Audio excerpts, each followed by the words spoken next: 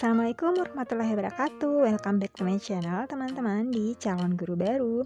Oke, di video kali ini kita akan kembali melanjutkan mengenai soal-soal untuk TWK, khususnya untuk kalian yang sedang persiapan untuk ujian SKD CPNS 2021.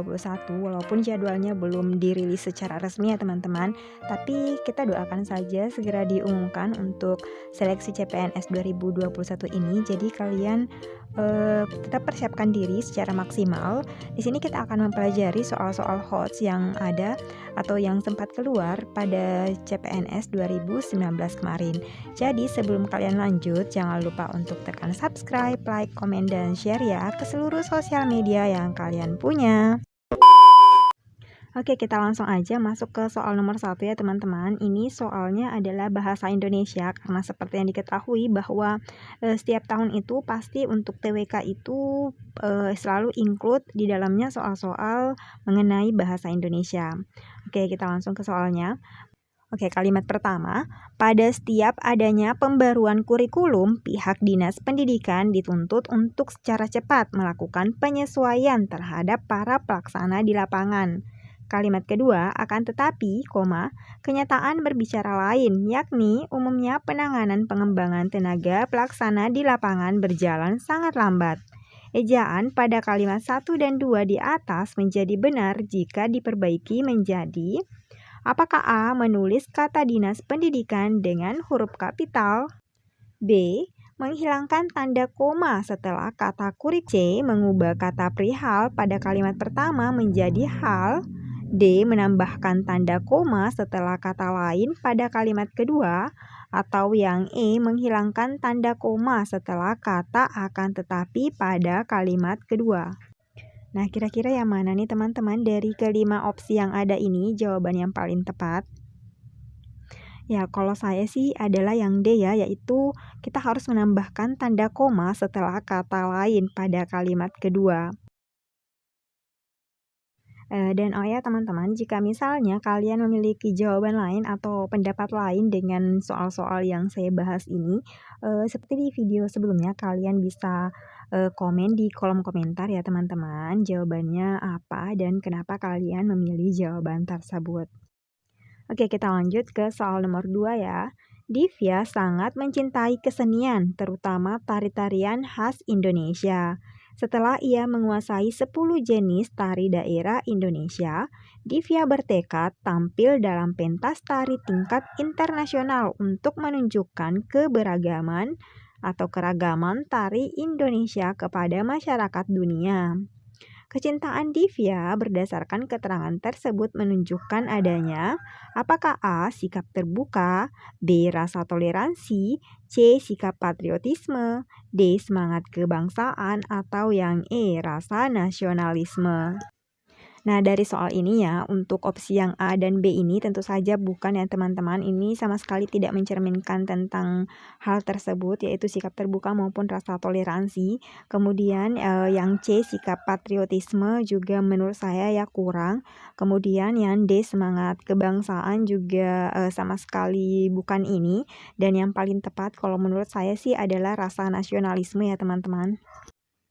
Karena kan kalau rasa nasionalisme itu seperti yang saya jelaskan di video sebelumnya ini, lebih menekankan tentang rasa cinta tanah air, dan di sini dia menjelaskan bahwa Divya itu dia mencintai tanah airnya dan dalam bentuk dia mempelajari tari-tarian daerah dan ingin memperkenalkannya ke dunia internasional.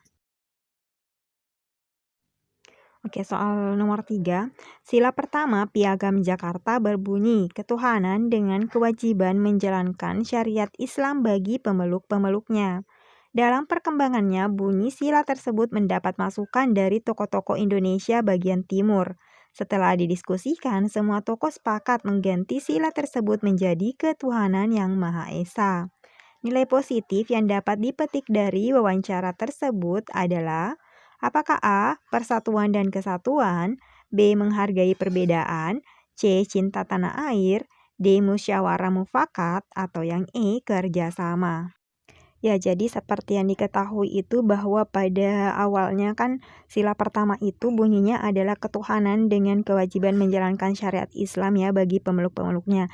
Tapi ini kan kalau redaksinya seperti ini dia lebih menekankan kepada umat muslim saja. Padahal kan di Indonesia itu yang berjuang ataupun penduduk Indonesia itu bukan cuma muslim saja, tapi kan ada dari agama-agama lain. Nah, kemudian adalah suara dari Indonesia Timur atau Indonesia bagian timur yang mengatakan bahwa hal tersebut tidak mewakili diri mereka karena kan mereka bukan muslim. Nah, jadi disitulah dilakukan musyawarah lagi, diskusi lagi agar kemudian sila pertama ini diubah dan kemudian menjadi ketuhanan yang Maha Esa. Nah, jadi dari hal tersebut yang paling tepat dari kelima opsi ini, walaupun dari kelima opsi ini kalau kita baca sih semuanya tentu saja mencerminkan isi dari teks yang ada atau soal yang ada. Tapi kita harus lebih teliti lagi nih menganalisanya teman-teman biar kita mendapatkan jawaban yang paling tepat yang diminta oleh soal. Nah, karena untuk soal-soal SKD pada CPNS 2019 kemarin itu opsi-opsinya memang mirip seperti ini ya teman-teman. Jadi membuat kita agak bingung nih yang mana kira-kira jawaban yang paling tepat. Dan tidak menutup kemungkinan untuk soal SKD atau TWK di CPNS 2021 nanti itu akan sama seperti ini. Opsi-opsi yang disediakan itu mengecoh. Nah, jadi walaupun pada soal ini dia mencerminkan kerjasama, musyawarah, cinta tanah air, dan menghargai perbedaan ya tentu saja. Tapi kalau menurut saya sih jawaban yang tepat itu adalah yang A, yaitu tentang persatuan dan kesatuan. Sudah menginclude dari semua opsi yang ada yang diminta oleh soal. Nah, tapi jika di antara kalian ada yang memiliki pendapat yang berbeda atau opsi yang main di kolom komentar ya.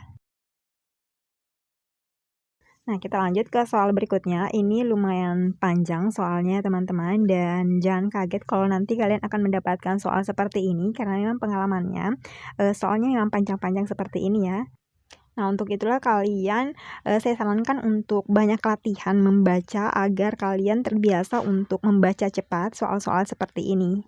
Untuk soalnya, spirit nasionalisme kaum muda ditunjukkan dalam peristiwa Rengas Dengklok. Pada peristiwa Soekarni, Hairul Saleh dan Wikana menculik Soekarno dan Hatta dan mendesak mereka untuk segera memproklamasikan kemerdekaan Indonesia. Sejarawan Boni Triana menyatakan bahwa pemuda selalu memegang peranan dalam setiap perubahan zaman. Jika pemuda tempo dulu mampu mengubah arah bangsa, pemuda saat ini seharusnya mampu untuk menjawab tantangan zaman.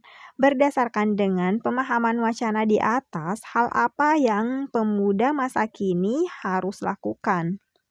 Nah, jadi teman-teman ini sama seperti soal-soal di video sebelumnya ya, soalnya panjang untuk basa-basinya, pembukaannya panjang, padahal inti dari pertanyaan tersebut cuma ada di akhir kalimatnya. Jadi nanti kalau kalian mendapatkan soal panjang seperti ini, kalian jangan langsung baca dari awal, tapi kalian cari aja di kalimat akhirnya atau mencari inti dari soal tersebut karena nanti kalian akan kehabisan waktu nih kalau misalnya harus membaca dari awal untuk soal tersebut. Oke, untuk opsinya yang A, spirit nasionalisme bisa menjadi kata sakti melawan radikalisme dan tindakan intoleran. B, mengisi kemerdekaan dengan memajukan ilmu pengetahuan dan teknologi. C, membangun spirit eksklusif dalam beragama dan berkeyakinan demi terciptanya solidaritas umat agama tertentu. D, memaksakan wakil rakyat untuk segera merevisi undang-undang yang dianggap tidak sesuai dengan kepentingan rakyat atau demo anarkis. Yang E, membangun usaha rintisan yang diinisiasi oleh para pemuda untuk menciptakan lapangan kerja sebanyak-banyaknya. Oke, kita langsung eliminasi dulu opsi yang tidak mungkin kita pilih ya, yaitu yang C. Di sini kita tidak mungkin membangun spirit eksklusif itu dengan menciptakan solidaritas untuk umat beragama tertentu. Yang D juga tidak mungkin kita memaksakan kehendak kepada wakil rakyat atau DPR itu dengan cara demo anarki. Nah, jadi tinggal 3 opsi nih teman-teman, yang mana kira-kira yang paling tepat untuk mencerminkan atau hal yang dapat dilakukan oleh pemuda pada masa kini.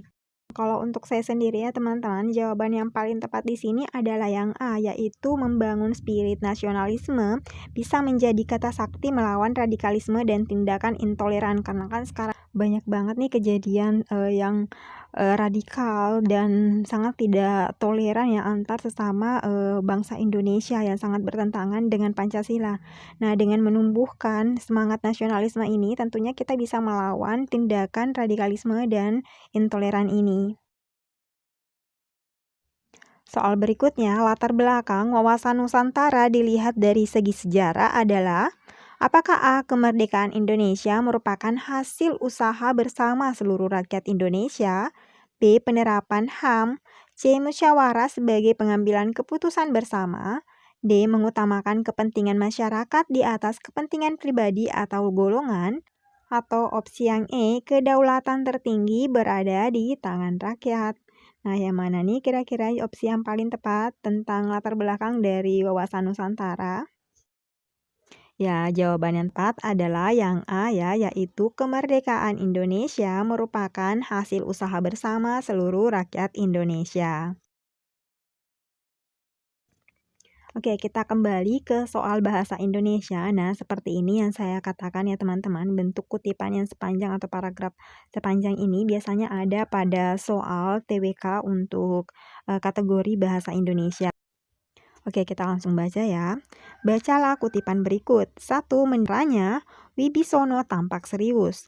2. Aku juga tidak mau dia menganggapku tidak perhatian.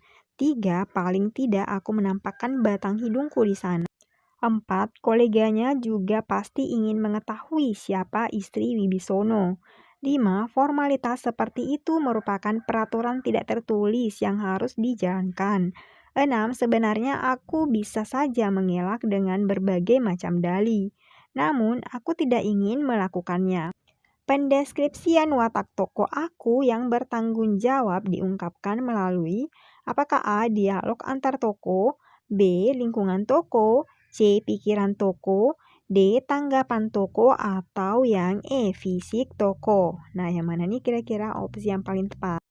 Nah, tentu saja yang C ya, yaitu pikiran tokoh.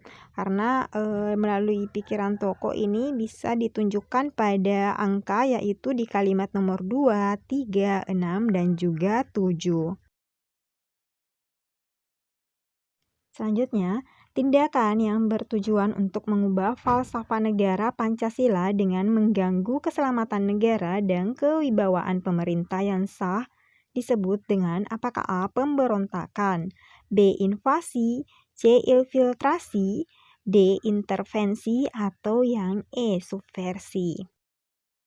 Jawaban yang tepat adalah yang E ya, yaitu subversi. Karena subversi ini adalah merupakan suatu tindakan atau kegiatan yang bertujuan untuk mengubah atau mengganti falsafah negara Pancasila atau undang-undang dengan mengganggu keselamatan negara, merongrong kekuatan dan kewibawaan pemerintah yang sah. Soal selanjutnya, Dinas Intelijen Australia pernah berupaya menyadap telepon seluler Presiden Susilo Bambang Yudhoyono. Informasi ini terungkap dalam dokumen Badan Keamanan Nasional Amerika Serikat atau NSA yang dibocorkan Edward Snowden. Kasus penyadapan pembicaraan Presiden Indonesia melalui jaringan telepon yang dilakukan oleh intelijen asing termasuk dalam bentuk ancaman apakah A. Ideologi, B. Terorisme, C. Spionase, D. Agresi, atau yang E. Cybercrime. Ya, jawaban yang tepat adalah ya yang C ya, yaitu spionase. Di mana spionase ini adalah upaya untuk mengumpulkan data atau informasi ya mengenai sebuah negara atau organisasi lainnya tanpa seizin pemilik sah informasi. Salah satu contohnya adalah penyadapan jaringan telepon yang dilakukan oleh intelijen asing terhadap Presiden Indonesia. Selanjutnya, untuk dapat menjadi bangsa yang maju, Indonesia berupaya meningkatkan kualitas sektor pendidikan. Salah satu caranya adalah dengan mengirimkan putra-putri terbaik bangsa untuk belajar dari berbagai perguruan tinggi terbaik di dunia. Banyak kerjasama telah dijalin pemerintah Indonesia dengan berbagai organisasi internasional dalam penyediaan bantuan dana berupa scholarship, fellowship, atau grant khusus kepada pelajar dari Indonesia. Hal di atas merupakan bentuk dari pengamalan dari Pancasila, khususnya sila yang ditunjukkan dengan lambang, apakah A. bintang, B. rantai, C. pohon beringin, D. kepala banteng, atau yang E. padi dan kapas. Nah, untuk bentuk soal seperti ini, lambang-lambang dari sila Pancasila juga sudah saya jelaskan di video sebelumnya ya teman-teman. Jadi untuk kalian yang belum nonton untuk pembahasan soal SKD, khususnya TWK, kalian bisa cek di description box. Di situ ada beberapa video yang sudah saya bahas tentang soal-soal yang pernah muncul di CPNS 2019 kemarin ya, bisa kalian pelajari. Ya, jawaban yang tepat adalah yang B ya teman-teman, karena yang B ini itu adalah melambangkan sila yang keempat, yaitu kemanusiaan yang adil dan beradab, dan ini ditunjukkan dengan lambang rantai yang mencakup mengenai kerjasama dengan bangsa lain, dalam hal ini pendidikan untuk meningkatkan harkat dan martabat bangsa Indonesia. Soal berikutnya masih tentang Pancasila. Pengamalan Pancasila dalam kehidupan berbangsa dan bernegara dapat dilakukan dengan cara pengamalan secara subjektif. Artinya, apakah A. menjalankan nilai-nilai vital secara pribadi dalam bersikap dan bertingkah laku pada kehidupan berbangsa dan bernegara. B. melaksanakan peraturan perundang-undangan yang berlandaskan Undang-Undang Dasar 1945. C. menjalankan nilai-nilai Pancasila secara pribadi dalam bersikap dan bertingkah laku pada kehidupan berbangsa dan bernegara. D. melaksanakan peraturan perundang-undangan yang berlandaskan Pancasila. Atau yang E. menjalankan nilai-nilai moral secara pribadi dalam bersikap dan bertingkah laku pada kehidupan berbangsa dan bernegara. Ya, jawaban yang tepat di sini adalah ya, yang C ya, yaitu menjalankan nilai-nilai Pancasila secara pribadi dalam bersikap dan bertingkah laku pada kehidupan berbangsa dan bernegara. Jadi, untuk pengamalan Pancasila dalam kehidupan berbangsa dan bernegara dapat dilakukan dengan cara pengamalannya secara objektif dan subjektif. Dimana kalau objektif itu artinya melaksanakan peraturan perundang-undangan yang berlandaskan Pancasila, sementara untuk subjektif artinya adalah menjalankan nilai-nilai Pancasila secara pribadi dalam bersikap dan bertingkah laku dalam kehidupan berbangsa dan juga bernegara. Soal berikutnya, anggota DPR menurut Undang-Undang Dasar 1945 mempunyai hak interpelasi, yakni hak untuk apakah A. bertanya kepada pemerintah, B. melakukan penyelidikan, C. melakukan perubahan terhadap undang-undang, D. mengawasi jalannya pemerintahan, atau yang E. ikut serta menetapkan APBN.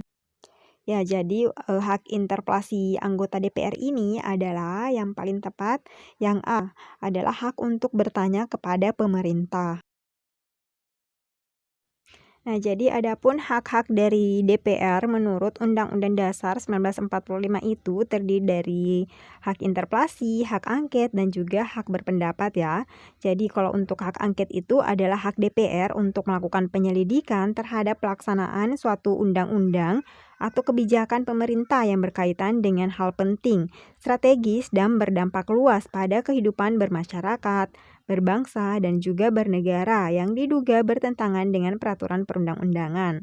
Sedangkan hak interpelasi adalah hak bertanya atau meminta keterangan kepada pemerintah. Dan yang ketiga, hak menyatakan meliputi pendapat-pendapat kebijakan pemerintah, tindak lanjut pelaksanaan hak interpelasi dan hak angket, dan dugaan bahwa presiden dan atau wakil presiden melakukan pelanggaran hukum, baik berupa pengkhianatan terhadap negara, korupsi, penyuapan, tindak pidana berat lainnya, maupun perbuatan tercela dan atau presiden dan atau wakil presiden tidak lagi memenuhi syarat sebagai presiden dan atau wakil presiden. Soal selanjutnya, pokok-pokok pikiran yang tercantum dalam pembukaan Undang-Undang Dasar 1945 dapat dikategorikan ke dalam 4 pokok. Pokok pikiran kedua adalah, apakah A. negara berkedaulatan rakyat berdasar atas kerakyatan dan permusyawaratan perwakilan. B. negara berdasar atas ketuhanan yang Maha Esa menurut dasar kemanusiaan yang adil dan beradab. C. Negara hendak mewujudkan keadilan sosial bagi seluruh rakyat Indonesia. D. Negara menjaga ketertiban dan keamanan segenap tanah air, rakyat, dan negara. Atau yang E. Negara melindungi segenap bangsa Indonesia dan seluruh tumpah darah Indonesia. Nah, jadi jawaban yang tepat tentang pokok pikiran kedua yang tercantum dalam pembukaan Undang-Undang Dasar 1945 adalah yang C ya, yaitu negara hendak mewujudkan keadilan sosial bagi seluruh rakyat Indonesia.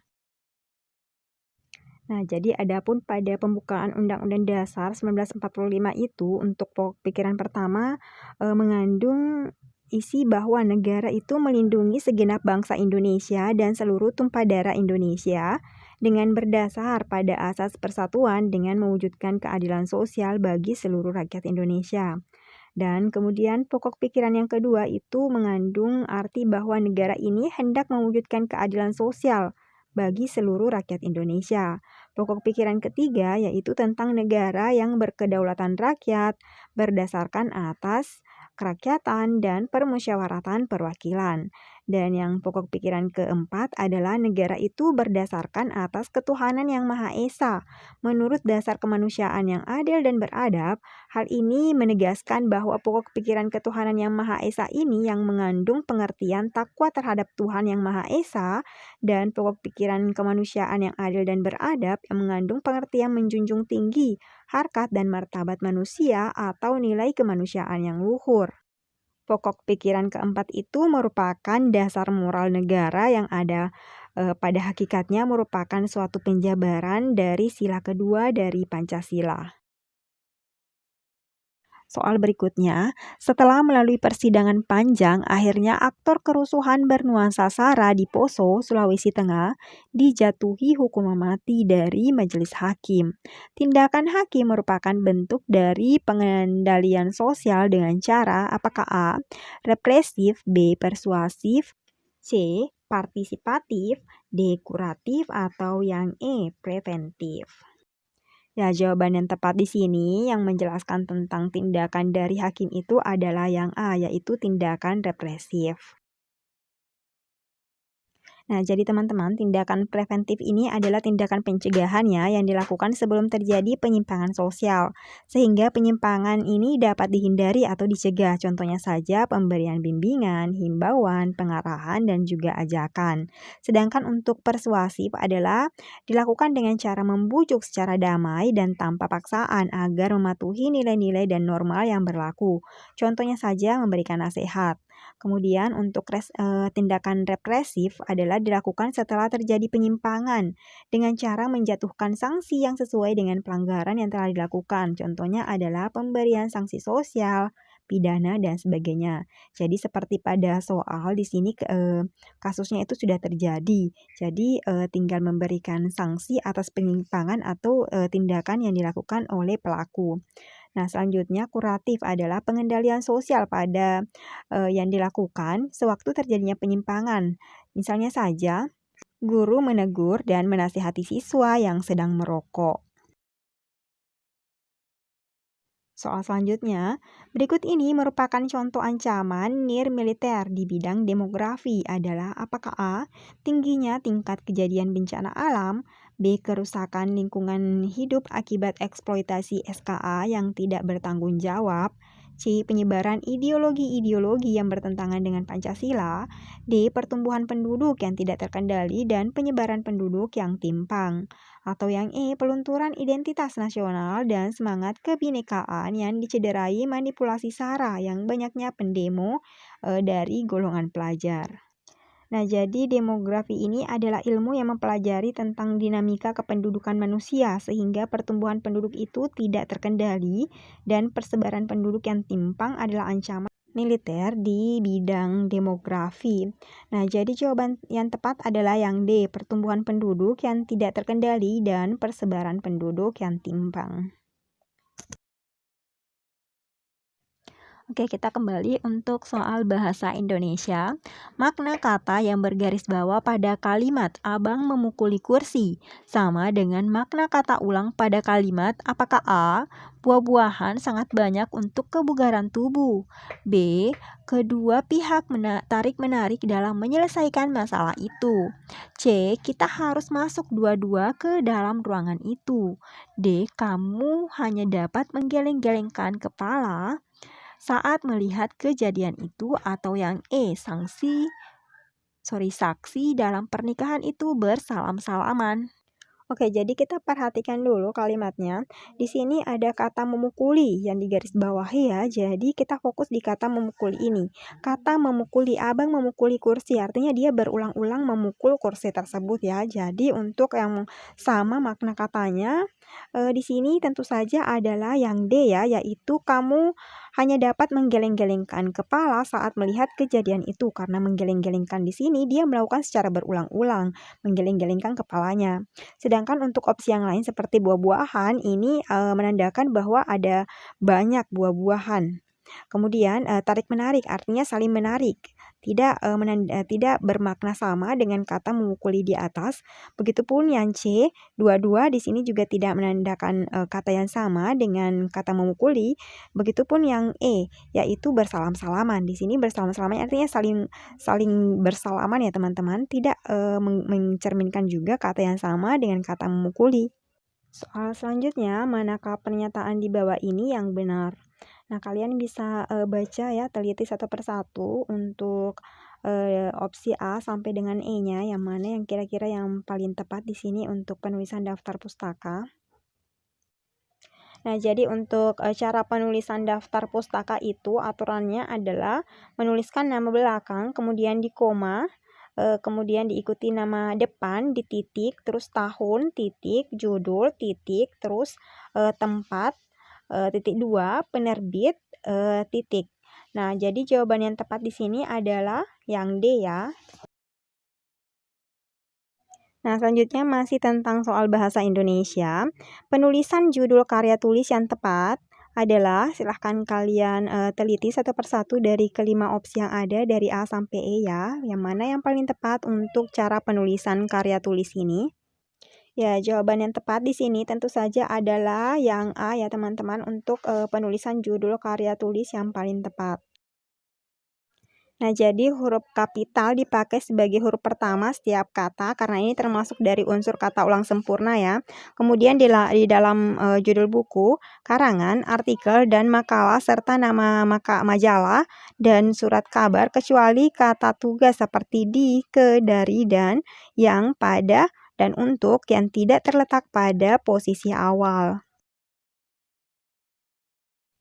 Oke, kita ke soal terakhir untuk video kali ini. Jadi kalian jangan lupa untuk mempelajari juga video pembahasan SKD yang sudah pernah saya bahas ya teman-teman. Kalian bisa cek linknya di description box. Di situ sudah pernah saya membahas tentang pengamalan sila Pancasila, pilar negara, kebinekaan tunggal ika, nasionalisme, dan lain sebagainya yang memang masuk pada soal di SKD 2019. Oke, ketika di sekolah, siswa diharapkan berteman satu sama lain tanpa membedakan latar belakang kehidupan siswanya. Dengan demikian, terciptanya suasana saling menghargai, tumbuhnya rasa cinta dan perlakuan yang sama, dan pergaulan yang tidak membedakan tersebut tertuang dalam nilai Pancasila sila apakah A pertama, B kedua, C ketiga, D keempat, atau yang E kelima. Oke, jadi hal tersebut merupakan butir pengamalan dari sila kedua ya, yaitu kemanusiaan yang adil dan beradab, yakni mengakui persamaan derajat, hak, kewajiban asasi setiap manusia tanpa membeda-bedakan suku, keturunan, agama, jenis kelamin, warna kulit, maupun lain sebagainya. Jadi jawaban yang tepat adalah yang B, sila kedua. Oke, sekian video untuk hari ini. Thank you for watching. Jangan lupa subscribe, like, comment, and share.